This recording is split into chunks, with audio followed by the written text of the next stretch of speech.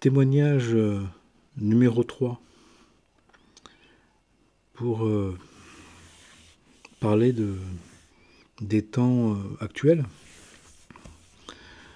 On nous dit dans les enseignements, selon ma compréhension, pour rester raisonnable, que quand les nations, quand les peuples sont convoqués, quand il y a des régulations collectives,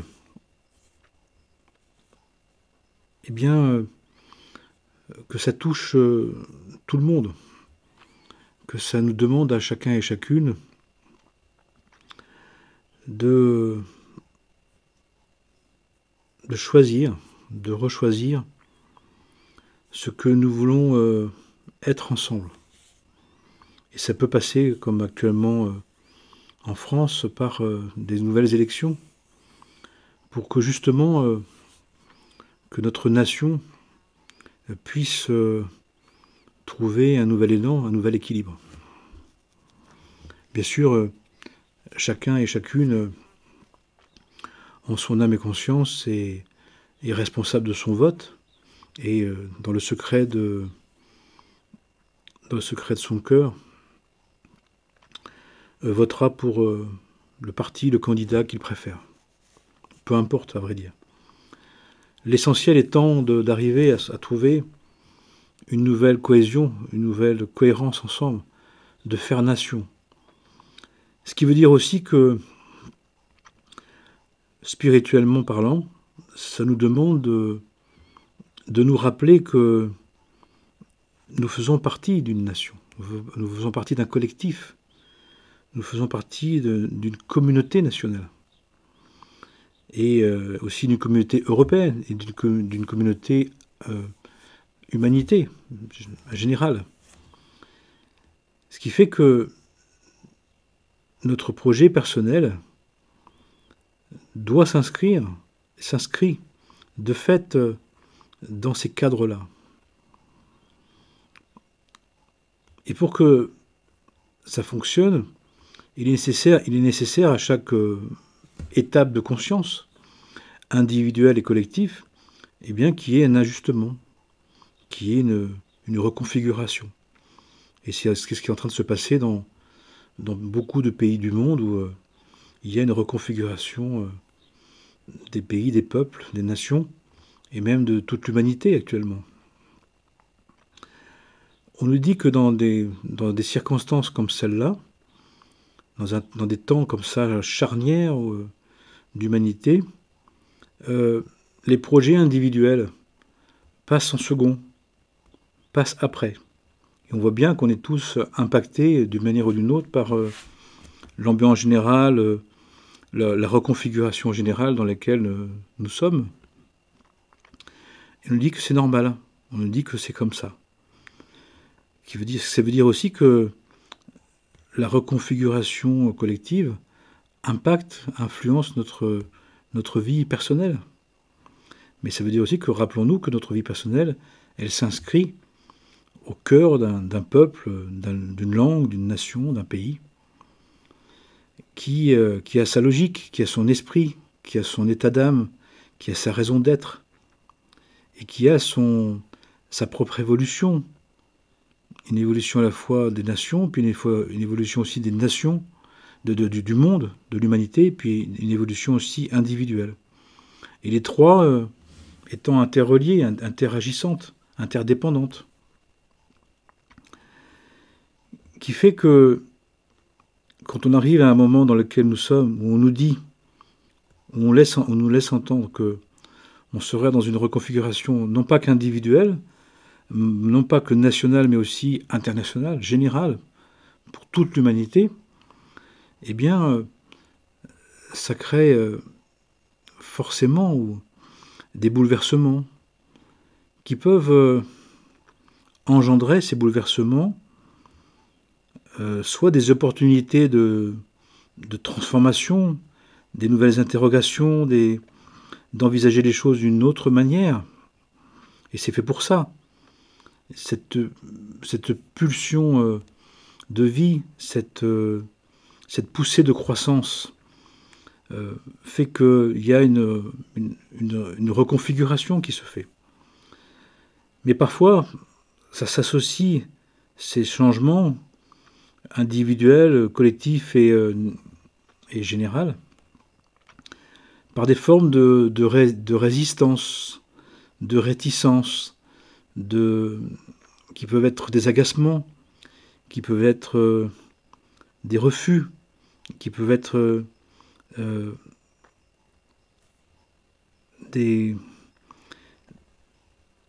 qui peuvent être amenés à de la violence. Parce qu'il y a un doute, parce qu'il y a une inquiétude, parce qu'il y a des enjeux, parce qu'il y a des replacements qui se font. Mais c'est peut-être aussi vraiment l'occasion d'envisager les choses d'une autre manière. On nous dit qu'il s'agit de trouver dans tout la voie du milieu, la voie de l'équilibre, qu'il nous faut mettre de la rigueur dans la bonté, une pointe de sel dans l'eau, une pointe de rigueur dans la bonté, qu'il nous faut mettre dans notre affirmation une capacité d'écoute, de dialogue avec l'autre, qu'il y a donc une harmonie, un équilibre à trouver. Mais que cette harmonie, comme cette voie du milieu, elle est faite à partir de chemins qui doivent se rencontrer, deux aspects qui doivent s'équilibrer. Parfois, on peut passer d'un côté un peu trop de rigueur, puis après un peu trop de bonté, par exemple.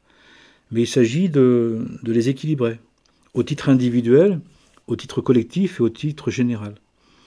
Mais parfois, le déséquilibre entre la bonté et la rigueur, entre moi et les autres, entre nous, entre les peuples, entre les nations, entre les partis, entre les villes, entre les pays, entre les hommes et les femmes, etc., entre nous et la nature, était tellement déséquilibré et tellement opposé qu'il y a besoin d'une situation de crise, une situation de reconfiguration plus importante, qui va amener les personnes à un sentiment qui peut amener les personnes à des grandes inquiétudes, à du ressentiment, à l'impression d'être que justement qu'on va perdre, qu'on va tout perdre, et qu'on va rien gagner, et ça peut amener à l'idée qu'on devrait se confronter, qu'on risquerait de se confronter, qu'on risquerait de tomber dans des formes de violence, de confrontation, qui n'est pas nécessaire, qui n'est pas obligatoire, qui n'est pas souhaitable. Si on accepte de se laisser questionner à nouveau par la vie par la vie qui se produit, par les changements. On a pu reproduire sans bien s'en rendre compte, et on a pu perdurer dans des fonctionnements, dans des circonstances, dans des manières d'être individuellement et collectivement, qui touchent à leur fin, qui ne vont plus. Il y a des accords qui sont devenus des désaccords. Il y a des compromis qui sont devenus des compromissions. Encore une fois, individuellement et collectivement.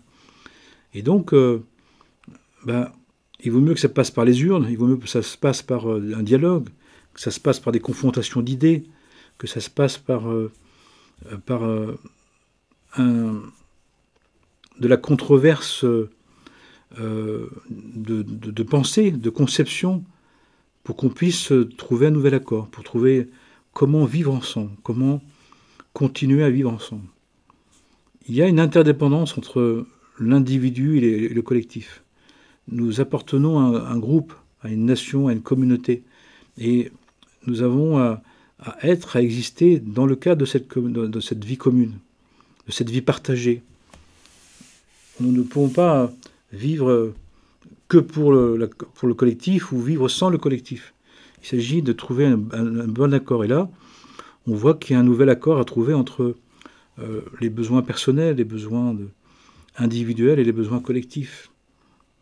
Mais ça doit passer par de l'intérêt, de la bienveillance, de la bonté, où chacun est appelé à se placer, à se déterminer, pour qu'existent toutes les variantes, toutes les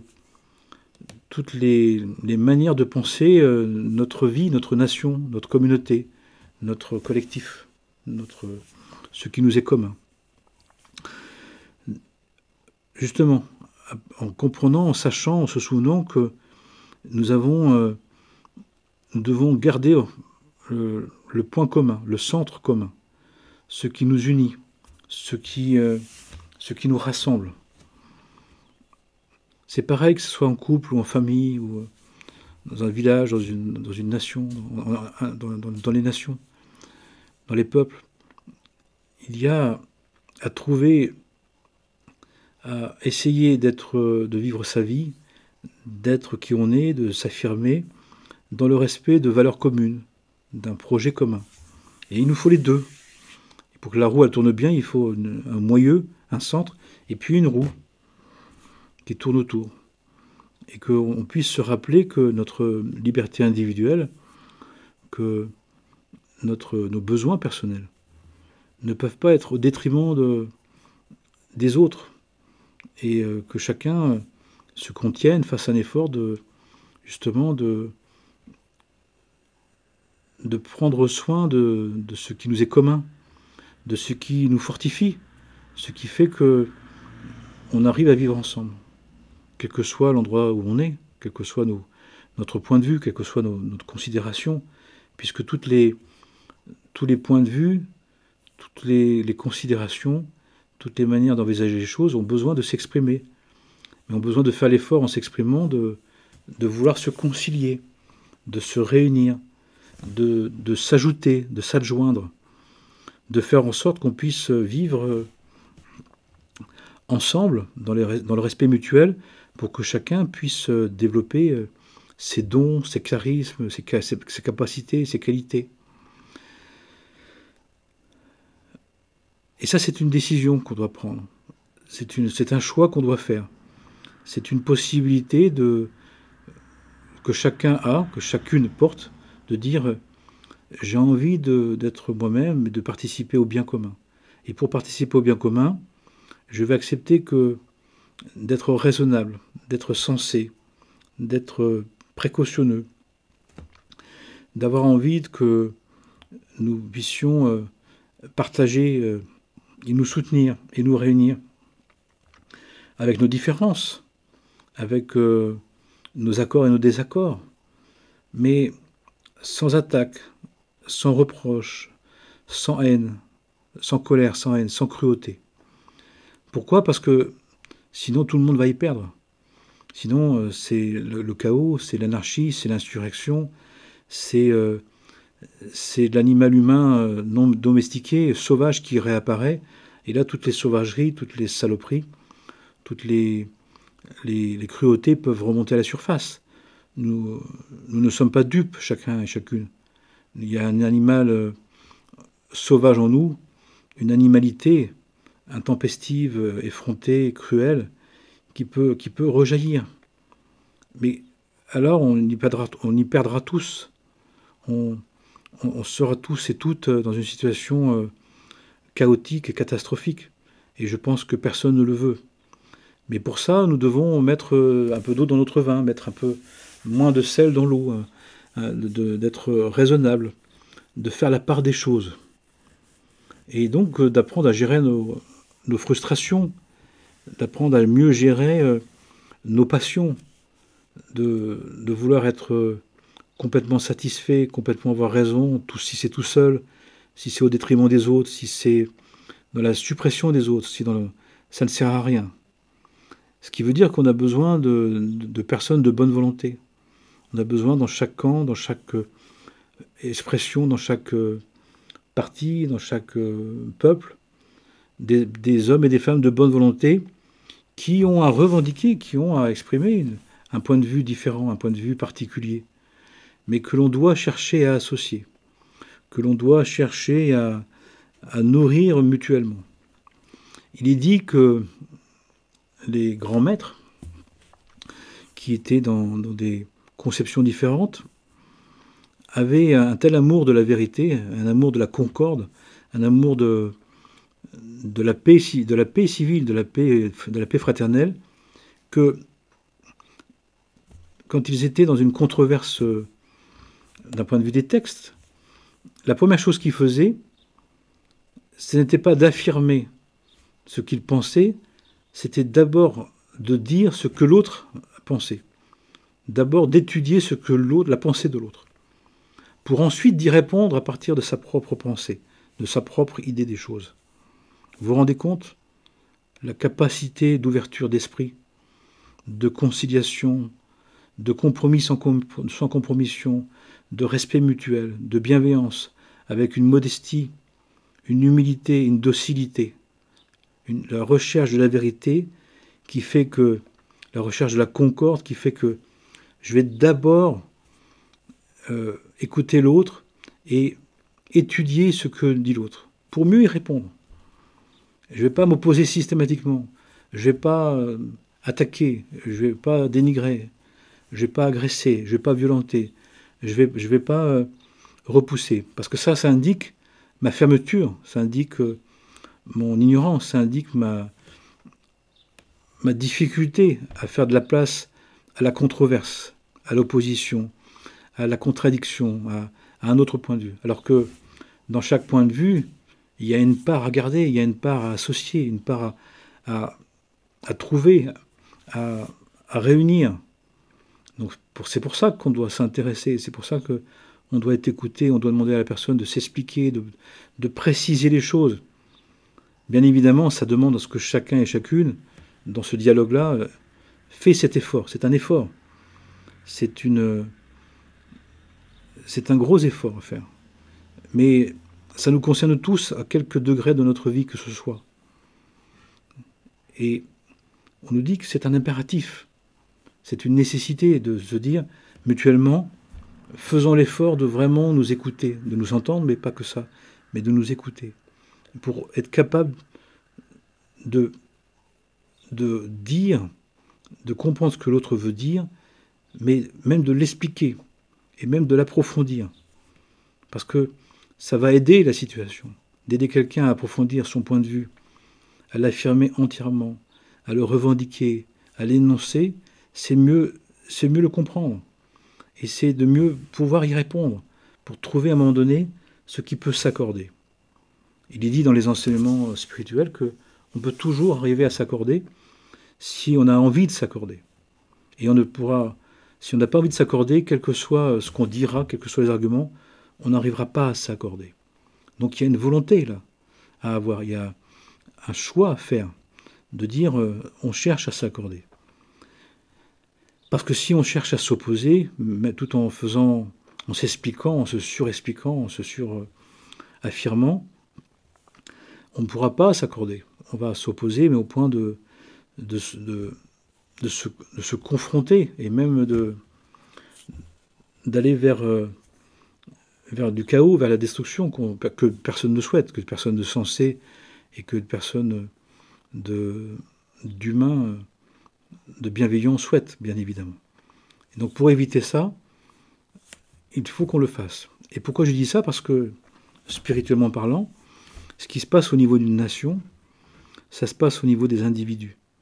C'est-à-dire que quand une nation, quand un collectif tangue, quand un collectif ou une communauté est interpellée, est interrogée, doit aller revoter, doit aller se repositionner, c'est que ce qui se passe au titre extérieur collectif entre nous, ça se passe aussi en nous. Ça se passe aussi en nous. Donc en nous devons avoir, chacun et chacune à se regarder en son âme et conscience, nous devons avoir un conflit, nous devons avoir une difficulté à concilier différents aspects de nous-mêmes, différents points de vue, différentes parties de notre histoire. Je vois des personnes qui ont du mal à réconcilier des parties de leur vie, des parties, des situations de leur vie. la vie familiale avec la vie professionnelle avec la vie amicale, etc. Ou parfois c'est des parts de vie, c'est-à-dire du mal à concilier les étapes de leur vie qui ont changé, etc., etc. Mais dans tous les cas, on nous dit que quand une nation, quand un collectif, quand une communauté est interpellée à se replacer, les uns avec les autres et les uns pour les autres, c'est que nous-mêmes, en nous avons à le faire. Et en le faisant, ça va faire aussi qu'on va mieux l'accepter, cette reconfiguration générale, collective dans laquelle nous sommes entrés. D'autant qu'on nous dit, je le redis, que ce n'est pas simplement au niveau d'un couple, d'une famille, d'un village, d'un pays, mais c'est de tous les pays, de toute l'humanité dans lequel nous allons, nous dit-on.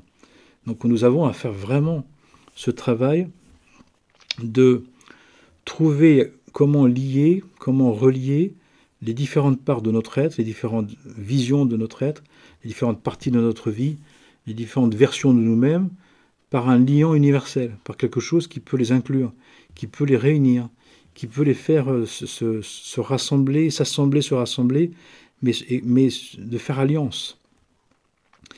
Et nous dit-on, ça passe par une chose principale, c'est de faire la paix. De faire la paix avec notre histoire, de faire la paix avec notre historique, de faire la paix avec notre héréditaire, de faire la paix avec nos ambitions, de faire la paix avec notre santé, avec nos moyens, avec notre situation, avec la vie, avec le monde, avec Dieu, avec notre prochain, avec les autres nations, avec ceux qui sont différents, avec ceux qui sont autrement. De faire la paix, d'accepter que chaque être a sa place, que chaque être a son importance, que tout ce qui est a le droit à exister, a le droit à être qui elle est dans le respect des autres. Donc il y a un respect mutuel. Tu as le droit à la vie, j'ai le droit à ma vie. J'ai le droit à mon expression, tu as le droit à la tienne. Tu as le droit à ton idée, j'ai le droit à mon idée. Et déjà de partir de là, de se respecter mutuellement. Ensuite, on discute, puis on peut ne pas être d'accord, on peut très bien discuter sans être d'accord. On peut très bien discuter, être d'accord sur une part, mais pas sur tout.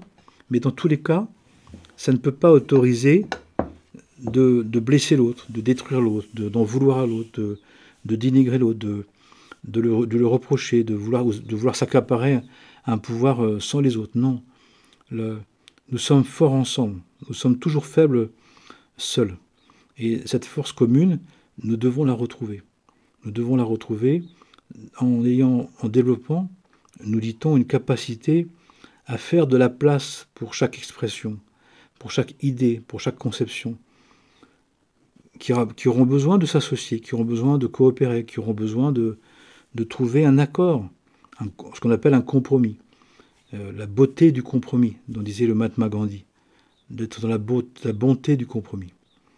Et on dit qu'un être sage, un être bon, un être sain d'esprit est quelqu'un qui est capable de passer des compromis, de se mettre d'accord, ne serait-ce que pour un temps, de s'associer, pour arriver à ce qu'on puisse avancer ensemble, pour éviter les absolus, les injonctions, les cruautés, les tensions qui sont quoi? Qui sont l'expression d'une partie qui veut dominer le tout, d'une part qui veut se mettre contre tout le reste. Mais ce n'est pas l'objet. L'objectif, c'est qu'on arrive à trouver comment arriver à vivre bien ensemble, arriver mieux à vivre ensemble. Mais chacun doit faire un effort. Chacun va devoir faire un effort. Parce que les conditions du monde ne sont pas les mêmes, que pendant des années, on a pu vivre très bien d'une certaine manière, qu'on doit vivre autrement. Et alors, est-ce que ça vaut pas le coup pour la paix sociale, la paix tout court, pour prendre soin de la nature, de changer nos habitudes et de vivre plus simplement, mais en étant plus digne et plus fraternel? Parce que on n'emporte rien et que nous avons à faire l'effort d'actualiser dans notre conscience que les choses ont changé, que les choses ne sont plus pareilles, et que le monde a beaucoup, beaucoup changé, et il change énormément encore, mais dans toutes les manières, dans tous les formats, dans toutes les possibilités, nous avons à être quelqu'un qui aide, quelqu'un qui soutient, quelqu'un qui arrange, quelqu'un qui prend soin d'un point de vue spirituel, quelqu'un qui est d'accord pour montrer comment vivre autrement, comment vivre dignement mais autrement. Et peut-être qu'on s'est basé un peu trop sur la matière, sur la consommation, sur l'élection, sur le côté prétentieux, le côté mieux que les autres, en oubliant le partage, en oubliant que on peut plus peut-être consommer comme avant. Et alors, est-ce que notre vie c'est de consommer? Est-ce que notre vie c'est d'avoir raison sur les autres? Est-ce que notre vie c'est de se passer, de prendre soin des uns des autres? Même si c'est difficile, même si parfois c'est très difficile. Mais dans tous les cas, d'essayer de trouver comment, dans les circonstances actuelles, dans les possibilités actuelles, de faire en sorte qu'on puisse vivre correctement et vivre les uns avec les autres, c'est essentiel pour tous.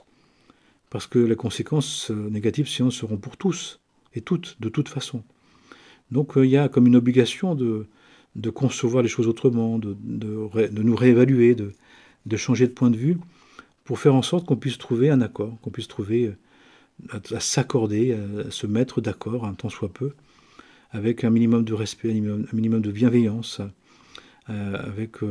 pour que chacun puisse avoir l'essentiel, avoir une sécurité physique, une sécurité alimentaire, une sécurité financière, une sécurité affective, une sécurité relationnelle, minimum, qui doit être, qu'on doit garantir, qu'on doit protéger, qu'on doit défendre, pour que chacun puisse s'exprimer et exprimer ses capacités, ses qualités. Nous voulons tous être bien heureux, nous voulons être en paix, nous voulons tous trouver une manière de vivre correctement notre vie. Et c'est cette ambition-là qui est en train de se produire. Et là, on est dans une reconfiguration. Et reconfiguration maintenant qui va toucher les nations, nous disent les enseignements, et qui fait que il y a des bouleversements. Mais ces bouleversements vont nous demander de penser les choses autrement, mais en tout cas de faire en sorte de trouver le moyen de nous mettre d'accord.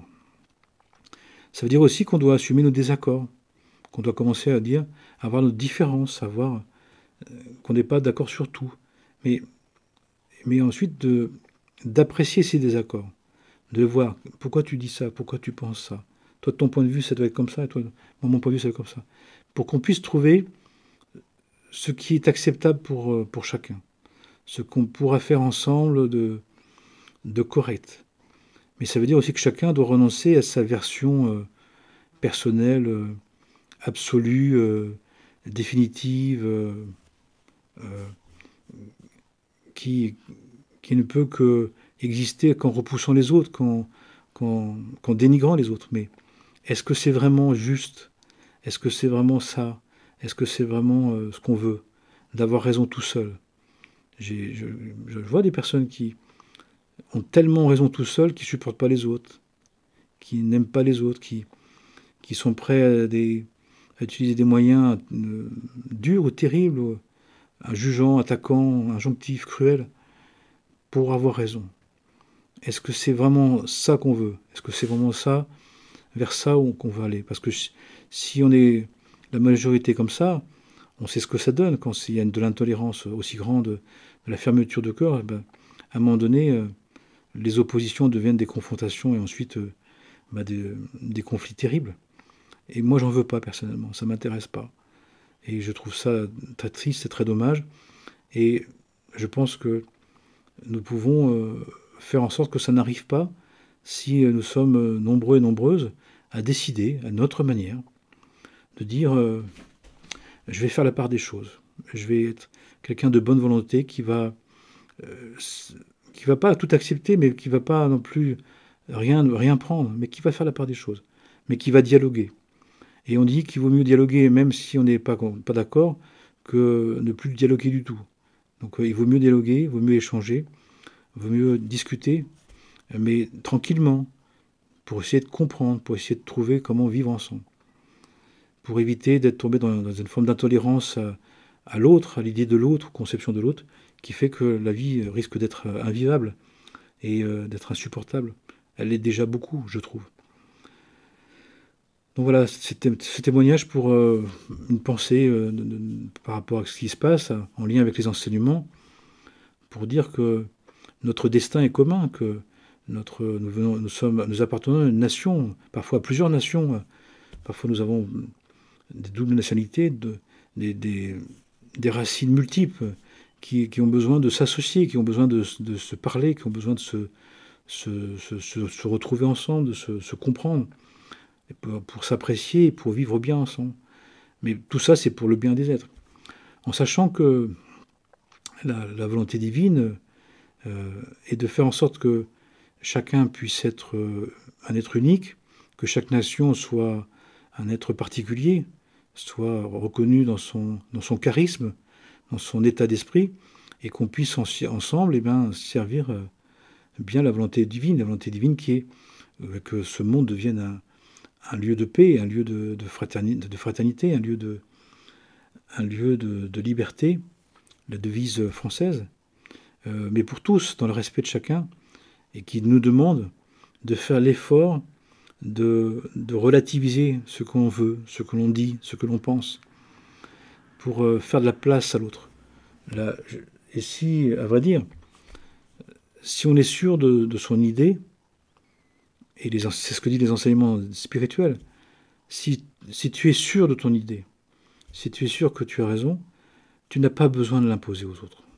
Tu n'as pas besoin de l'obliger aux autres. Tu n'as pas besoin d'en vouloir aux autres de penser autrement. Parce que si c'est vrai, si c'est juste et bon, ça ne peut qu'arriver. Ça ne peut que se mettre en place. C'est pas autrement. Parce que ce qui est juste, si c'est vrai, c'est-à-dire si c'est la volonté divine, c'est inévitable. Ça ne peut pas être évité. Ça ne peut pas être, ça ne peut pas se perdre. Donc à vrai dire, si on est dans l'affirmation de la vérité comme quelque chose qui est la volonté divine étant absolue, la volonté divine étant non négociable, même si elle prend le temps pour nous inclure, elle est imparable. Donc si je suis sûr de moi, j'ai pas besoin de l'injoncter, j'ai pas besoin de l'obliger, j'ai pas besoin de tordre le cou aux gens, ou d'être cruel ou d'injoncter, pas du tout. Donc on peut dire aussi que quand je commence à avoir un point de vue que je veux obliger les autres, que je veux forcer les autres, que je veux obliger les autres, c'est que je ne suis pas très sûr. Ou alors c'est que je sais que c'est vrai, mais que je manque de patience, je manque de confiance, je manque de certitude que la volonté divine amènera à cette vérité au moment juste. Et j'ai pas besoin d'imposer les choses. J'ai besoin de les dire, j'ai besoin de les vivre, j'ai besoin de les raconter, j'ai besoin de les témoigner. Puis ensuite, chacun y viendra en son heure, en son temps, si cela est juste et bon et si ça convient à la personne, selon son type d'âme, selon la volonté divine, bien évidemment. Voilà, je vous souhaite le meilleur et que la paix, que la sainte paix, qui est faite d'amour et de crainte, d'amour et de révérence à Dieu, nous gouverne et nous aide à trouver la concorde, à nous relier fraternellement pour le bien de tous les êtres, sans exception possible et imaginable. Amen et Amana, pour le bien de l'humanité et de toute la création, de toute l'humanité et de la création, de la divine création. Amen et Amana.